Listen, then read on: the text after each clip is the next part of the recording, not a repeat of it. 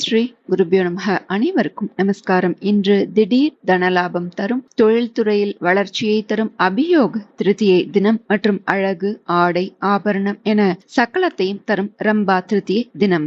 ரம்பை வழிபட்ட திருதியை தினம் மாதவி விரதம், ரம்பா விரதம், ரம்பா திருதியை என அழைக்கப்படுறது.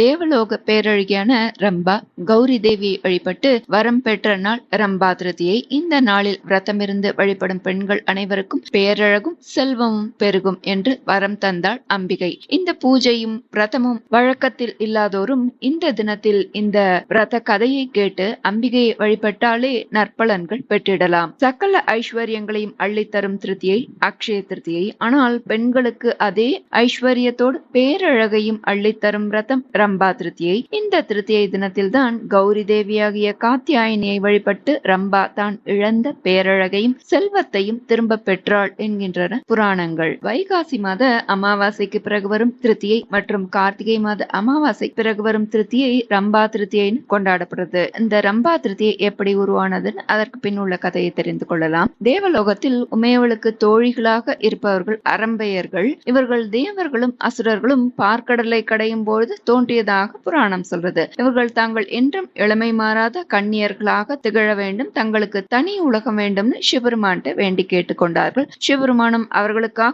ஒரு உலகத்தை படைத்தார். அது அப்சரஸ் லோகம்னு அழைக்கப்பட்டது. இந்த உலகத்தில் தான் பார்க்கடலில் தோன்றிய 60,000 அப்சரஸ் பெண்களும் வசித்து வந்தார்கள். அவர்களுக்கு தலைவியாக இருந்தவள் ரம்பை. அரம்பையர்கள் சிவ பூஜையினை மேற்கொள்பவர்கள், மேலும் உமையவளுக்கும் தோழிகளாகவும் இருந்தார்கள். ஒருமுறை தேவசபை கூடியது. அங்கு இந்திரனும் இந்திராணியும் அமர்ந்திருந்தார்கள். தேவலோக பேரழிகளான ரம்பை, ஊர்வசி, மேனகை, திலோத்தமை, சந்திரலேகை இவர்களெல்லாம் நடனமாடி கொண்டிருந்தார்கள். ஒரு கட்டத்தில் தாங்களில் யார் சிறப்பாக நடனமாடுகிறார்கள்னு போட்டி எழுந்தது. நடனத்தின் வேகமும் அதிகமானது. தேவலோக முதல் பேரழகியான தனது பட்டத்தை தக்க வைத்துக் கொள்ள வேண்டும் என்று எண்ணினாள் ரம்பை. அதனால் அரங்கமே அதிரும்படி ஆக்ரோஷமாக நடனத்தை ஆடத் துவங்கினாள். அப்போது யாரும் எதிர்பார்க்காத நிலையில் ரம்பை அணிந்திருந்த நெற்றி பொட்டு, பிறைச்சந்திரன் எல்லாம் கீழே விழுந்தது. அவள் நிலை குலைந்தாள். இந்த காட்சியை பார்த்து ஊர்வசி, மேனகை மற்றும் அங்கிருந்தோர் அனைவரும் ஏளனமாக சிரிக்க நாட்டத்தை நிறுத்திய ரம்பாவும் அவமானத்துடன் அரங்கத்தை விட்டு வெளியேறினாள். நடந்ததையெல்லாம் தேவர்கள் வியப்புடன் அதிர்ச்சியுடன் பார்த்திருந்தனர். ஒரு கலையில் ஈடுபடும் போது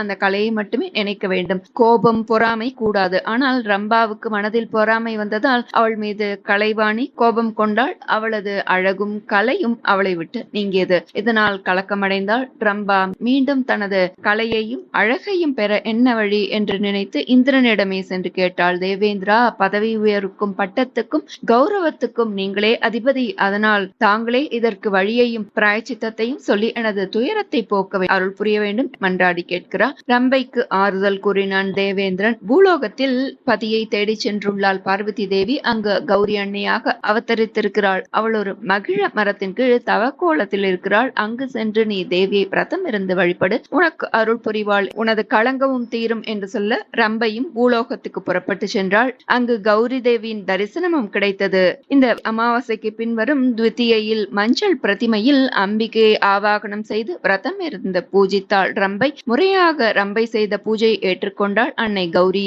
மறுநாள் சுந்தர ரூபனான முருகனை மடியில் வைத்தபடி காத்தியாயினியாக பொன்மேனியலாக காட்சி தந்தாள். ரம்பையின் பூஜையில் மகிழ்ந்து அவளுக்கு தேவலோகத்தில் மீண்டும் அழகியாகும் அருள் புரிந்து அழகும் ஐஸ்வர்யங்களும் மேலும் வளரவும் ஆசி புரிந்தாள். அவள் மேற்கொண்ட இந்த விரதத்தை அவளது பெயராலேயே ரம்பா திருதியை என்று வழங்கப்படும். இதனை பெண்கள் அனுஷ்டித்தால் அவர்கள அழகும் செல்வமும் அதிகரிக்கும் என்று அருள் புரிந்தாள். ரம்பை என்றால் வாழை என்றொரு அர்த்தம் உண்டு. அதனால் நாலாபுறமும் வாழை மரங்கள் கட்டி நடுவில் தேவியின் பிரதிமை அல்லது படம் வைத்து அலங்கரித்து பூஜை செய்து அம்பிகையின் பாடல்களை பாடி நிறைய வாழைப்பழங்களை, பக்ஷணங்களை நிவேதனம் செய்து பெண்கள், குழந்தைகள் உட்பட எல்லோருக்கும் வழங்கி இந்த பூஜையை நிறைவு செய்வர். பூஜை இல்லாதோரும் அம்பிகையை வணங்கி பால் பழம் நிவேதனம் செய்ய பலன் நிச்சயம். இந்த பூஜையினால் நல்ல துணை, நீண்ட ஆயுள், புத்திர பிராப்தி, வீடு என அனைத்து ஐஸ்வர்யங்களும் பெற்றிடலாம் அப்படின்னு புராணம் சொல்றது. இப்படி அரம்பையர்கள் வழிபட்ட சில திருத்தலங்கள். திருப்பைஞ்சீலின்ற திருத்தலத்துல பார்வதி சிவபெருமானை வழிபட வந்த போது அப்போது அரம்பையர்கள் வாழை மரங்களாக மாறி நிழல் தந்து அவர்களது அருளை பெற்றதாகவும் வாரணாசியில் மேனகையும் திருக்கழுக்குன்றத்தில் திலோத்தமியும் சிவபெருமானை வழிபாடு செய்து அருள் பெற்றதாக புராணம் சொல்றது. பார்க்கடலில் தோண்டிய இவர்களை வழிபட்டால் மகிழ்ச்சியும் செல்வமும் இளமை தோற்றமும் கிட்டும் என்று புராணம் சொல்றது. எங்கெல்லாம் காத்தியாயினி கோவில் இருக்கின்றதோ அங்கெல்லாம் கௌரிக்கும் சன்னதிகள் இருக்கும். இந்த தினத்தில் அக்ஷய திருதியை போல் பொன் பொருள் வாங்குவது விசேஷம்னு சொல்லப்படுறது. பெண்கள் புதிதாக பொன் நகை வாங்கியதும் இந்த அம்மன் சன்னதியில் வைத்து ஸ்வர்ண பூஜை செய்து அணியும் வழக்கமும் உள்ளது. ஸ்வர்ணாம்பிகை பஞ்சகம் என்ற தங்கம் சேர்க்கும் துதியை படித்து இந்த தினத்தில் வழிபடுவோருக்கு பொன் பொருள் சேர்க்கின்ற அதிர்ஷ்ட யோகமும் உண்டாகும் அப்படின்னு சொல்லப்படுது. நாம இப்போ அந்த துதியை பார்க்கலாம். ஸ்ரீ ஸ்வர்ணாம்பிகா பஞ்சகம். ஓம் ஆர்யா ஸ்வர்ணாம்பிகா மாதா விருத்ராரி மஹிதா சுபா காலே விருஷ்டி பிரதானேன லோகக்ஷேமம் கரோது சா பாதாரவிந்தயோ காந்த்யா மணிநூபுர சிஞ்சிதைஹி ஸ்வர்ணாம்பிகா கரோத்வஸ்மான் லாஸ்யேனானந்ததுந்திலான் ஸ்துத்யா பிரம்மாதிபிஹ் தேவி ஸ்ரீவித்யா சர்வமங்களா अंगारकाक्षेत्रवासा स्वर्णाम्बा पातु नः सदा स्वर्णाम्बिका जगन्माता अगस्त्येश्वरमनः प्रिया कटाक्षयतु नः सर्वां योगक्षेमदुरन्तरा कुम्भजेनार्चिता नित्यं मन्दहासनमामके स्वर्णाम्बिका तमस्वान्ते द्राजपाकुरुता शिवा.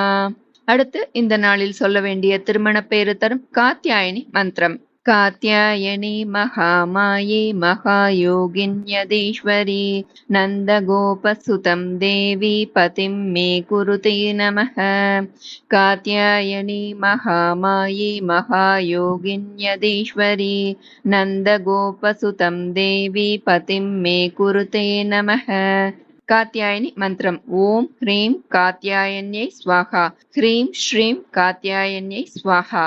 இதை இந்த தினத்தில் சொல்வதால் திருமண வரம் கைகூடும். குடும்பத்தில் அன்பும் அந்யோன்யமும் நிறைந்திருக்கும். கௌரியே உனக்கு நமஸ்காரம். கந்தனின் தாயே உனக்கு நமஸ்காரம். காளினி நீயே நமஸ்காரம். பொன்னை தருவாய் நமஸ்காரம். பொலிவையும் அருள்வாய் நமஸ்காரம். பூஜைகள் ஏற்பாய் நமஸ்காரம். ஜெய் ஜெயதேவி ஜெய் சக்தி ஜெயம் என்று பாடி மகிழ்ந்திரும். செல்வம் பெருகவும் கடன் தொல்லை தீரவும் உதவும் வகையில் அகத்திய மாமுனி திருமகள் துதி ஒன்றை எழுதியிருக்கிறார். இதை படித்து கடன் தொல்லை தீர்ந்தவர்களும் செல்வச் செழிப்புடன் வாழ்பவர்களும் ஏராளம். அனைவரது இல்லத்திலும் அனைத்து செல்வங்களும் அனைத்து பெறுதற்குரிய பேறுகளும் பெற்று வாழ்ந்திட வேண்டி சித்தர்கள் மகான்கள் ரிஷிகளிடம் நமது பிரார்த்தனையை சமர்ப்பித்து பாடலை நாம் இந்த தினத்தில் சொல்லலாம். அகத்திய மாமுனி அருளிய திருமகள் துதி. மூ உலகும் இடறியற்றும் அடல உணர் உயிரொழிய முனிவு கூர்ந்த பூவை உரள் திருமேனி